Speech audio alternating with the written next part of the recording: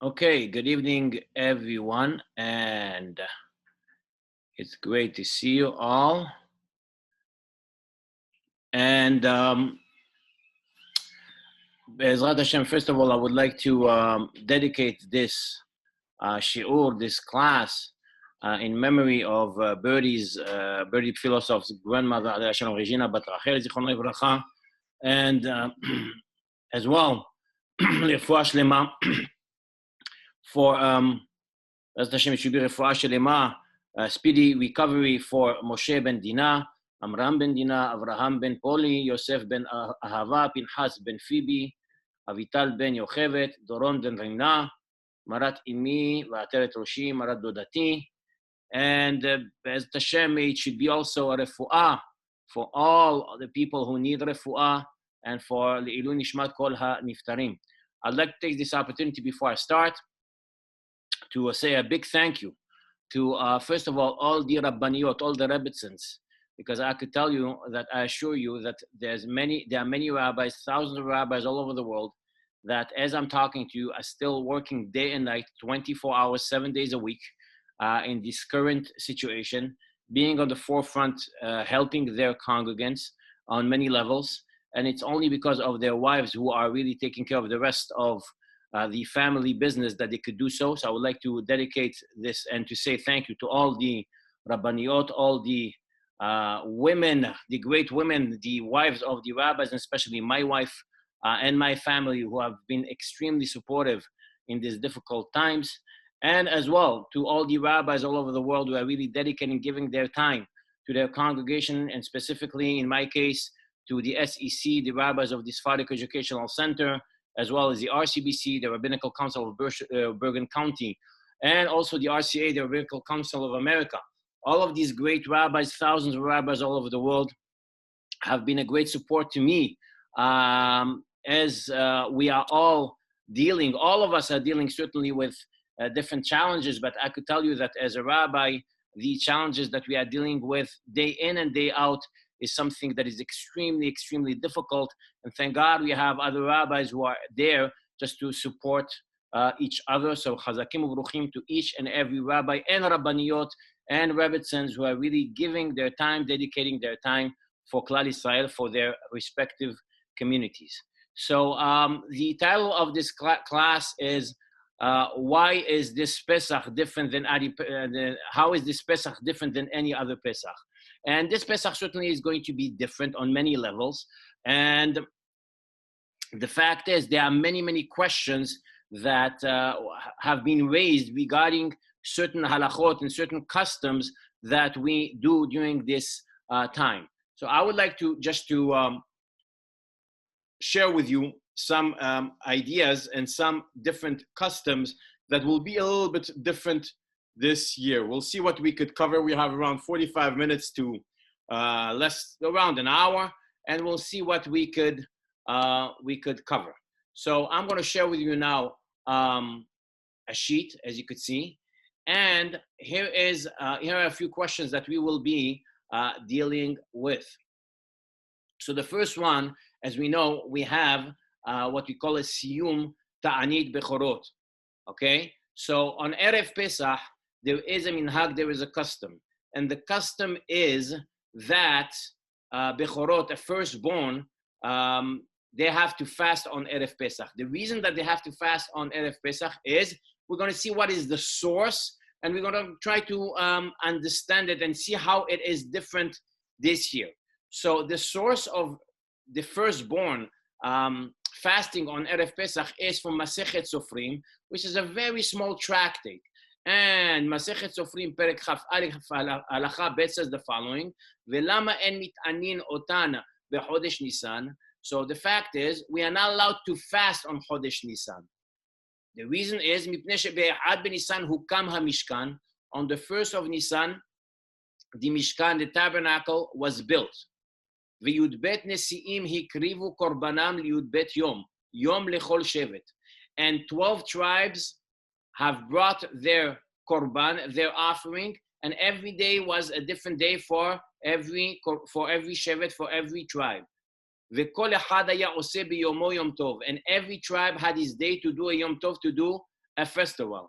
וכן לעתיד לבוא עתיד המקדש להיבנות בניסן, לקיים מה שנאמר אין כל חדש תחת השמש, and בעזרת Hashem, God willing, the Bet HaMikdash will be rebuilt, and when it's going to be rebuilt, then what's going to happen is we're going to have also again this celebration.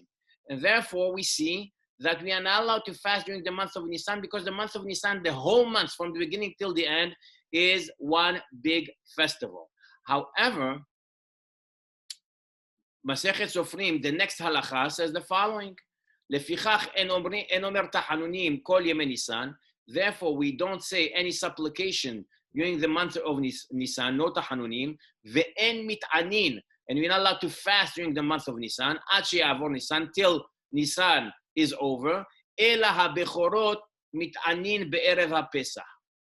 However, the bechorot, the firstborn, are fasting on Erev Pesach. So we see that there is a source why the firstborn fast on Erev Pesach. Now, why do they fast? So there are different reasons. One reason that I saw in the name of Rav Shlomo Zalman Auerbach, he says that what happened is, really the Bechorot, the firstborn, were supposed to be the ones who are going to be working in the Mishkan, serving in the tabernacle.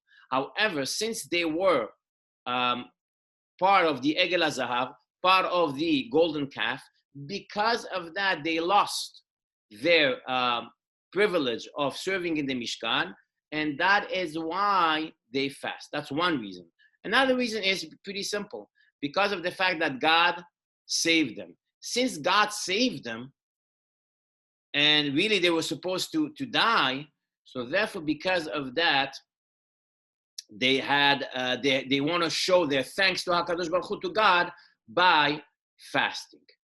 So the Shulchan Aruch in Siman Taf Ayin says the following: שהבכורות מתענין בערב פסח ובו ג' סעיפים. He brings down this minhag, this custom, from Masechet Sofrim. And he says the following: הבכורות מתענין בערב פסח, the firstborn fast on Erev Pesach, ben bechor me'av, ben bechor me'em, whether it is a firstborn from a father or a firstborn from a mother. ויש מי שאומר שאפילו נקבה בכורה מתענה, and some say that even a woman, a female, is not only for the males, it's for the females as well. But the Rama Azon ve'en minhag ken, it's not the custom. The custom is only for males to fast and not females.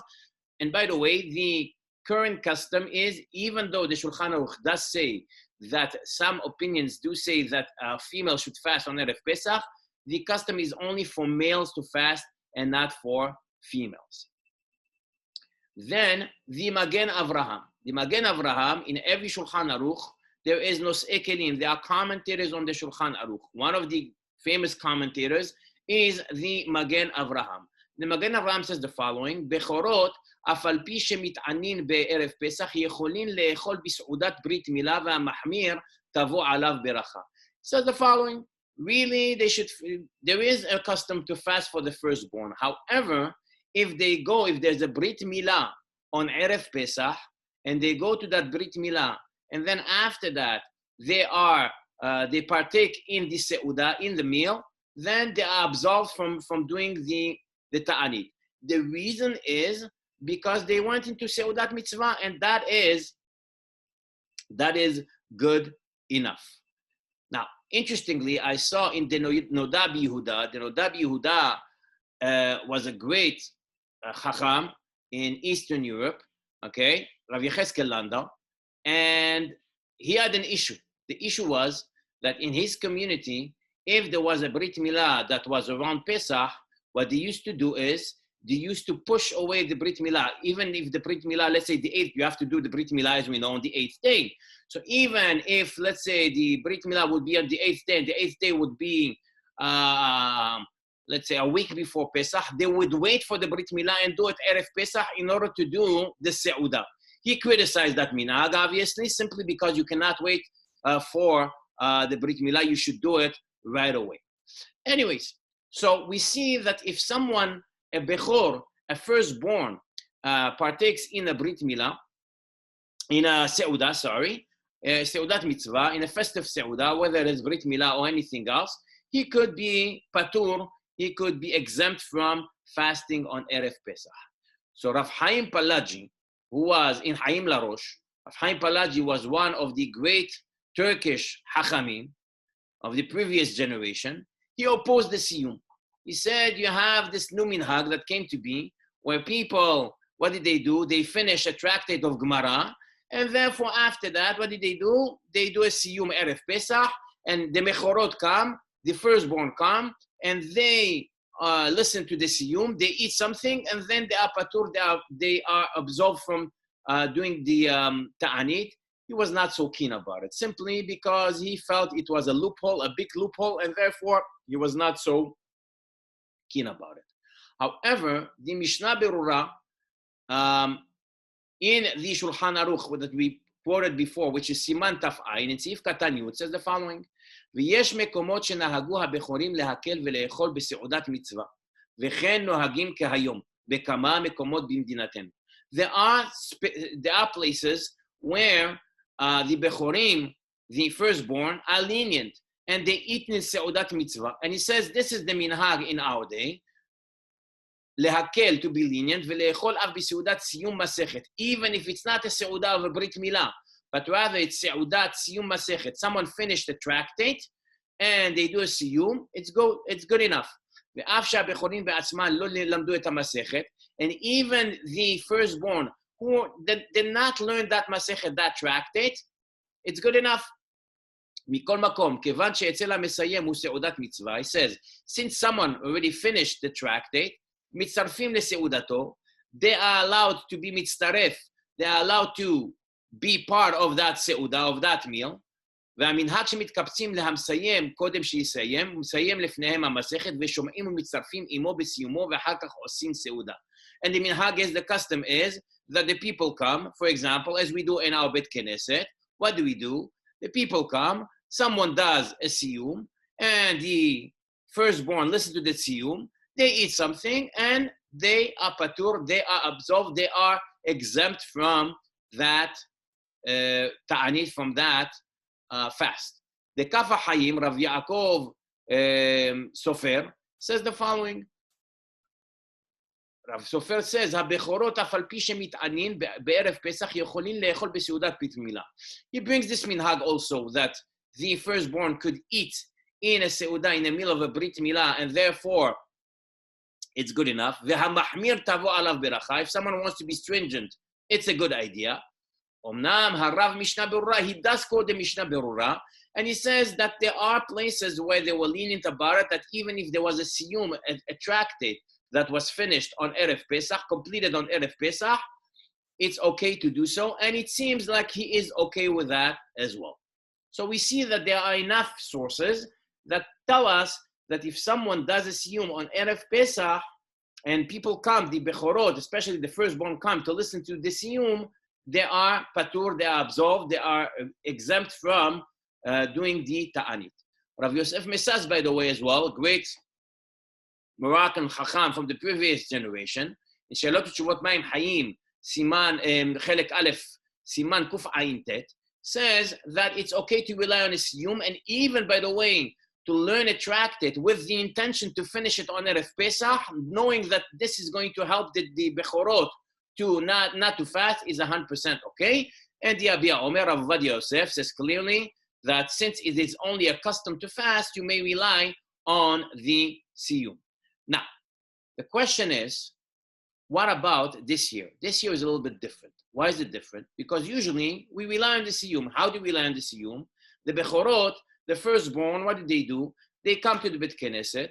After tefillah, they do the siyum, they listen to the siyum, and then they go and they eat something downstairs in the basement or wherever it is, and Shalom al Israel, and it's 100% fine. However, this year there's a problem. They will not be in the Bet Knesset. How could we rely on Zoom for that, yes or no? And if we could rely on Zoom, so the question is, why is that different than a minyan? As we know, for a minyan, most, I would say 99.9% of poskim, of rabbis, even if there are 10 people who are gathering together for Zoom, they will not rely on that.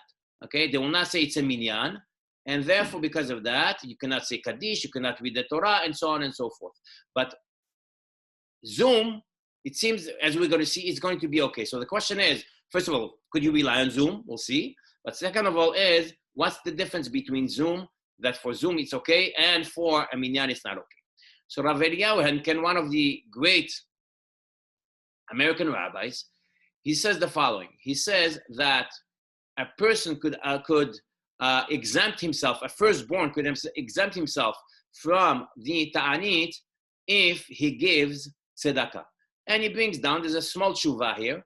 He answers the question that was asked, and he says the following. He says, ta'anit bechorot, first of all, is not an obligation that we have like any other obligation. It's not like Tisha B'Av, or even like ta'anit asara b'tevet, that there everyone has to fast. Here it's only a minhag. Velifnim nahagu bo ve'ata hadlu. He says the fact is many people don't even fast on Erev Pesach, the firstborn we're talking about. Mimela kechol minhag im hadal minhago batel hayuvo. So he says, since not everyone fasts on there, not all the firstborn fast on Erev Pesach, it seems like you don't have an obligation. Ve'al ken mekilim בכל, ואומנם לא היה חייב, אין הסיום שלנו נחשב, כיוון שאין עושים בו סעודה, וכל עיקרו בא רק לפתור מן התענית. And he says, and even if you'll say that there is really an obligation to fast for the firstborn, the fact is, he says, this siyum that they do is not really, so it's like a very big loophole, and people are not they're not going to have a whole sa'udah. They're going to go down for a minute, they'll eat a little cookie, and Shalom al Israel, they are then patur. So therefore he says it's a good idea for the firstborn to give tzedakah for redeeming themselves from fasting. And the tzedakah is good enough to replace the ta'anit. Okay? Or he says another thing is, if possible, for a bechor, for a firstborn to learn some mishnayot and to do a siyum, great. So it seems like from Rav Henkin and all the other chachamim that it's a minhag. And therefore, since it's a minhag, most of the chachamim will say it's not a big deal. Obviously, you should do it. It became, the Shulchan Aruch brings it down as a halacha, that it became a minhag Israel Kodesh. The custom of the Jewish people are holy, and it became customary for the firstborn to fast. However, this year, since we won't be able to be in the Beit Knesset, and this ta'anit, this fast, is such and just a custom, and it's not as stringent as any other ta'aniyot that we have, because of that, we could be lenient about it and rely on Zoom. And therefore, because of that, Rav Hershel Schachter, one of the great poskim, American poskim in our generation, who has been extremely helpful to all the rabbis with all the questions that they had, he said the following, ראיתי בתשובת הרב הנקן, שכתב שמנהג בכורים להתענות לא קיים בזמננו. He says, the minhag, according to Rav Henkin, even to fast for the bechorot, for the firstborn in our days, for him it's not a minhag. And therefore, at the end of his tshuva, in the end of his psak, his ruling, he says the following. He says, וכבר נהגו להשתתף דרך הטלפון בסיום, וככה יעשו אף בשנה זו. So he says, even if someone wants to rely on the phone on a regular year, יש לו על מה לסמוך. He has what to rely upon. So certainly this year that we have no other choice, we cannot be in the Beit Knesset together because of the current situation, to rely on Zoom will be 100% fine. So therefore, usually I would say it's not recommended to do it by phone, and we have to be in the Beit Knesset. And by the way, a person cannot go and say, you know what, I'm doing it for someone else who's the firstborn who couldn't come, and I'll take for him a piece of cookie or something like that. They should be there, the bechorot. That's the custom, that's the acceptable minhag. However, in this case, where we will not be able to be together, Zoom will be good enough. Now, what's the difference between this case and the minyan? The minyan is much more complex than ta'anit bechorot. For the minyan, the Shulchan Aruch says clearly that we have to have 10 people in the same place. By being the same place in Zoom is not considered being really in the same place. According to most opinions, there is a certain rabbi who permits minyan on Zoom. I think it's Ya'ati Haidai, it's the only one who I saw.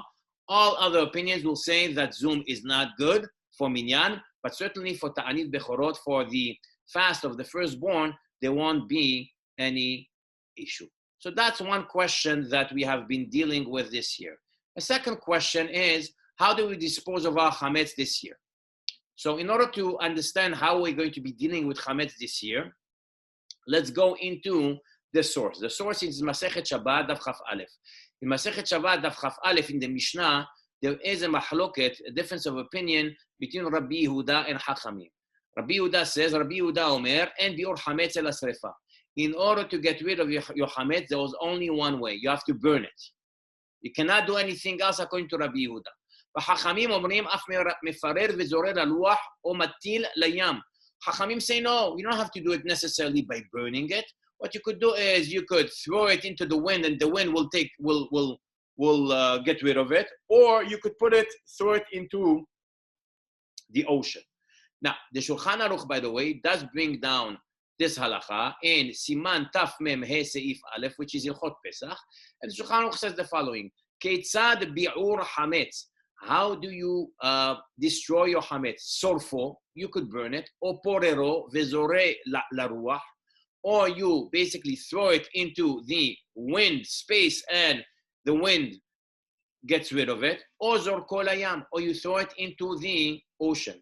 Ve'im haya hametz kashe, if it was a hard type of hametz, ve'en hayam mehatecho, and the ocean will not be able to cut it and to destroy it, bimhera. What you should do is take the hametz, cut it into small pieces, and then throw it into the ocean. והמנהג לשורפו וטוב לשורפו ביום דומיה דנותר שהיה נשרף ביום. The Rama says the following. He says the minhag is to burn it, and this is the best way of getting rid of destroying your hametz. אך אם רוצה לשורפו מיד אחר הבדיקה כדי שהוא יגררנו חולדה רשות בידו. And you could burn it immediately after, there's no problem, and this is the best way of dealing with the hametz. So we see that according to Shulchan Aruch, by the way, there's other ways of destroying our hametz. By the way, ideally, it is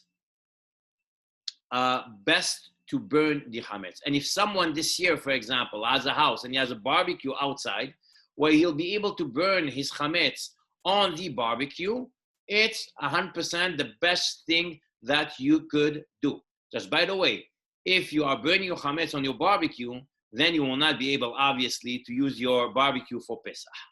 Now, if you don't have this luxury to have a barbecue and to burn your hametz on your barbecue, what could you do? So then there's other ways of doing it. You cannot go to the ocean and throw it into the ocean. So what you could do is you could put some Javex on your hametz, on the pieces of hametz that you have. By putting Javex on it, you know what's going to happen? It's not going to be edible anymore. You destroyed your hametz, and then you throw it, you get rid of it, you take it out of your home, and that's 100% fine. If you cannot do that, so there's another way. The other way is just throw it, get rid of it out of your house, and then say the kal hamira, which is basically annulling all the hametz, and you are 100% fine. So that will be different this year as well, because some people will not be able. Usually we go to the Bet Knesset, we go to the synagogue, and outside we burn many Bate Knessiyot. Many synagogues have a fire outside where they burn the hametz, but this year that will be impossible to do. So this is how we do it, and it's 100% fine. Here's another interesting question that we'll have to deal with this year, among, by the way, many questions. But here is another interesting question, and this is reading Galel on Chol HaMoed with a bracha or without a bracha. So the fact is, there are days that we read the Hametz, we read the Hallel, and it's Hallel Gamur. It's the whole Hallel. Now, if we read the whole Hallel, for example, on Sukkot, so then we say the bracha. Which bracha do we say? Asher kideshanu b'mitzvah v'tzivanu ligmor et hallel. God sanctified us in His mitzvot, and He commanded us, gave us this responsibility, ligmor et hallel, to finish the hallel. However, there are days during the year where we say Hatzi Hallel, where we say the short version of the Hallel. We skip a couple of Tehillim that Hallel. So for that, the question is, do we say a bracha, yes or no? And why is there an issue with it? Because, for example, Rosh Chodesh, to say Hallel on Rosh Chodesh is only a minhag. And therefore, because it's only a minhag, the question is, could you say a bracha on a minhag, yes or no? There is a mahloket regarding that, and we'll see what's the mahloket, the difference of opinion, and we'll see what is the difference of opinion. So the Tur Ora Hayim Siman Taf Chav Bet, regarding Rosh Chodesh, says the following: Vekorin ha'Hallel, verabu bo hadeot. So he says that we read the Hallel, however, there's a lot of different opinions about it. Yesh omrim sheyachid en omer oto klal berosh chodesh. Some say that you should not even say Hallel on Rosh Chodesh. There's no point, it's only a minhag. We don't have to say it. Aval tzibur omrim oto mvarchim lefanav ve'la'acharav. But if it is a tzibur, it's a minyan, the minyan should say it before and after. V'yesh omrim she'en hiluk ben yachid letzibur. There are other opinions that say that there's no difference between a yachid and a tzibur, between an individual or a minyan. Ushnehem omrim oto belo bracha, and both will say it without a bracha. V'Rabbenu tam katav de lo shna yachid v'lo shna tzibur, omrim oto umvarchim alav afilu kol yachid v'yachid, ulze yiskim adoni avi harosh zichron lebracha. Rabbenu tam, one of the great Ashkenazi Hachamim, one of the Baalei HaTosafot, says that it doesn't make a difference if you are with a minyan or without a minyan. You should always say a bracha, even on Hatzi Hallel, on the short version of the Hallel. And the father of the Tur, who was the Rosh, Rabbeinu Asher, agreed with that. Now, the Bet Yosef, by the way, was a commentary on the Tur. The Bet Yosef is Rav Yosef Karo. Rav Yosef Karo, who was the Shulchan Aruch, he wrote the Code of Jewish Law. He wrote quite a few tzfarim, quite a few books. One of them was the Bet Yosef. He wrote it before the Shulchan Aruch, and the Bet Yosef is a commentary on the halachot, on the laws of the Tur. And he says the following: Verabu bo hadeot, yesh omrim sheyachid en omer ota kelal, karabbenu tam. So some say that, okay, nothing, you don't have to say Hallel at all. וטעם כל אחד מהם כתבו התוספות, והרי והראש בפרק היה קורא, והר"ן בפרק במה מדליקים, ודעת הרי"ף בפרק במה מדליקים, דיחיד לא יברך. משמע, אבל ציבור מברכים. So he says, there is another opinion, and it's the opinion of the Rif. And the Rif says the following. The Rif says that an individual alone will not say the bracha on the short version of the Hallel, אבל ציבור מברכים. But a tzibur, when it comes to a congregation, a minyan, they should say the bracha. V'chen nira shu da'at ani v'da'at Rashi, the tzibur, nam yadvarchim alav. And finally he says, by the way, the minhag, v'chen minhag hu shemevarchim ala halel, v'arav ha'magid katav minhagenu shetzibur mevarchim alav v'yachid omro belo bracha.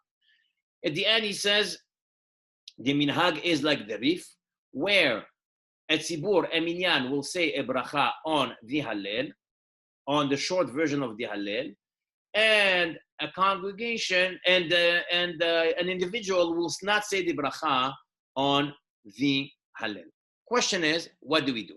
So the Shulchan Aruch, that was the Bet Yosef, by the way, as we could see the Bet Yosef. The Shulchan Aruch in Siman Tav Chav Bet Seif Bet, interestingly, brings a few opinions. And he says the following. And this is, by the way, in Ilchot Rosh Chodesh, and we'll apply it also for Chol HaMoed Pesach, because Chol HaMoed Pesach, we don't say the complete Hallel, but rather what do we say? We say a short Hallel, the Hatzi Hallel. He says the following, the Shulchan Aruch. Vekorim Hallel bedilug ben Yachid ben Tzibur. We read the Hallel bedilug, short, okay? We skip a couple of Tehillim, whether it is ben Yachid, ben Tzibur, whether it is when we are alone, and when we are with a congregation, whether it's an individual or a congregation with a minyan. ויש אומרים שהציבור מברכים עליו בתחילה לקרוא את ההלל. And some say, by the way, there is an opinion that says that which bracha should you say on this Hallel? לקרוא את ההלל. ולבסוף יהללוך. And then at the end we say the after bracha of the Hallel, which is Yahalelucha. V'hayachid en mevarech alav. However, an individual should not say the bracha on it. ויש אומרים שאף הציבור אין מברך עליו, לא בתחילה ולא בסוף. And there is an opinion that says that you shouldn't say bracha in the beginning of the Hallel and in the end of the Hallel, even with the minyan. וזה דעת הרמב"ם, and this is, by the way, the opinion of the Rambam, וכן נוהגים בכל מלכות ארץ ישראל וסביבותיה, and this is the minhag, by the way, in Eretz Israel and all the surrounding countries around Eretz Israel. This is what the Shulchan Aruch says. The Rama, by the way, adds on and says the following, Haga, ויש אומרים דגם יחיד מברך עליו. Some say that even an individual alone should say the bracha on the Hallel, on the short version of the Hallel. וכן נוהגים במדינות אלו, and this is the minhag in the Ashkenazi countries, ומכל מקום ייזהר אדם לקרות בציבור כדי לברך עליו מהציבור. However, it's better to do it with a congregation, with a minyan, ויש אומרים שכשיחיד קורא אומר לשניים שאומרו עמו ראשי פרקים. Bottom line, the Rama says clearly that the minhag is to say the Hallel with the bracha, even if you are Yahid, even if you are doing it alone. Bottom line, what is our custom? So I'll give you, by the way, 3 different customs. The Ashkenazim, they recite a blessing even without a minyan. Even for a short version of the Hallel that we do on Rosh Chodesh, and we do also on Chol HaMoed Pesach. They recite the blessing even without a minyan. Most Sfaradim, okay, do not recite a blessing even with a minyan. So if you'll go, for example, to a Syrian minyan on Rosh Chodesh, or a Syrian minyan on Chol HaMoed Pesach, they will say the Hallel, okay, but they will say it without a bracha, exactly like the Rambam says, as the Shulchan Aruch quotes him. The Moroccans have their own distinct minhag. And what's their minhag? They recite a blessing with a minyan, but they do not recite a blessing without a minyan. And therefore, in this case, since we will not, unfortunately, it seems like we will not be able to have a minyan for Pesach, on the first 2 days of Pesach, and 2 nights as well, because the first night of Pesach, we say the Hallel to praise HaKadosh Baruch Hu that he took us out of Mitzrayim. So the first night and the first day, and then the second night and the second day, we'll say the complete Hallel, the whole Hallel with the bracha, ligmor et Hallel. Then, by the way, after that, on Chol HaMoed, since we will not be with the minyan, we will say the Hallel, but we will say the Hallel without a bracha, without a blessing. Okay? Last but not least, I didn't write it on the sheet. There's another interesting question that was raised this year, and this is many people are staying for Pesach, and many people even didn't have dishes for Pesach because of the fact that usually they go away. So this year they had to buy new dishes. So the question that was raised, what do they do with Tvilat Kelim? Many of the mikvaot, by the way, the Kelim mikvaot, where you go and you dip your Kelim, are closed. What should they do? They need their Kelim, they need their vessels for Pesach, and they have to go to the mikveh. So the answer that was given is the following. There are many poskim who say that when you buy, anything that you buy has to be tovel. You have to dip it into the mikveh. How do we know that you have to dip into the mikveh? In the Torah, it's talking about the kelim, the vessels that Am Yisrael, the Jewish people, took from the nation of Midian. They took it from the nation of Midian. When they took it from the nation of Midian, what were they supposed to do? They were supposed to do tevilah on them. They were supposed to dip them because of the fact that when it comes to the possession of the Jewish home, they have to go and put them into the mikveh. Okay, so that's what we do today. However, some poskim say the following. They say, great, what about, I'll give you a case and then we'll apply it to our case. What about an electric, let's say you have a kettle. You have to put the kettle in the mikveh, yes or no? It's an electric kettle. Now, if you'll put it in the mikveh, you might ruin it. So some poskim will say, no, 100%, you have to put it into the mikveh, and then, it's electric, what's going to happen? Put it into the mikveh, wait a week, don't use it for a week, and then after a week, you'll be safe. Other poskim, other rabbis, they say no. What you could do is there's a loophole, there's a way around it. What's the way around it?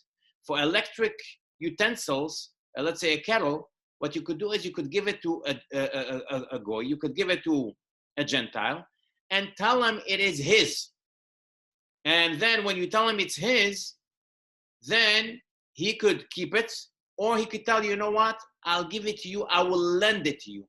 Which means that this kettle that you bought does not belong to you. It belongs to who? It belongs to the Gentile. He's just lending it to you. And this is, by the way, what I do personally when it comes to electric kelim, vessels. Let's say I would buy myself a new kettle. I will not personally put it in the mikveh because I don't think it's safe. I will go. What I do is I have some people who, some Gentiles who I know. I go to them and I explain to them the first time what exactly is going to happen. I gave them the kettle, okay? And then I told them it's yours. Now, if you want, you could keep it. You could lend it to me. You do whatever you want, and they lend it to me. So the same thing, by the way, will apply this year for kelim, for vessels.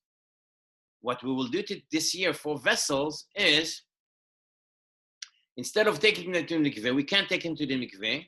So there is a way of doing it by giving it basically to a goy, a Gentile, and it's his, and he's going to lend it to us. I did send to you, by the way, a link, which is a Google Docs, where basically on that link you could sell, if you have anything that's supposed to go to the mikveh, you could sell it basically to the goy, and then you are able to use it because he is lending it to you. So there is a document out there in the Pesach guide that I sent you. You have everything inside with all the different links regarding Mechirat Chametz also this year, which is going to be a little bit different than any other year, regarding the kelim, the vessels, how to deal with new vessels, not to take them to mikveh in order for us to be safe, and so on and so forth. So by the way, speaking about Mechirat Chametz as well, this year is a little bit different than any other year. Usually we recommend people and we tell them to come and to sell the chametz in front of the rabbi, because in order for them to do a kinyan, to do a proper acquisition, to give permission to the rabbi in person. But since this year it's not safe to do so, so we relied upon many poskim, many opinions that say that it's not necessary to do so. So therefore this year I sent a link as well, that through that you're giving me permission and another rabbi permission to be able to sell your chametz, even though you didn't do it in a person. Last but not least, something that is not unique necessarily for this year is the fact that this year we will have to do Eruv Tafshilin. Don't forget that since this year Pesach will be Thursday, Friday, and Shabbat as well, in order for us to be able to cook from Yom Tov to Shabbat, you will have to make sure that you do the Eruv Tafshilin on Erev Pesach.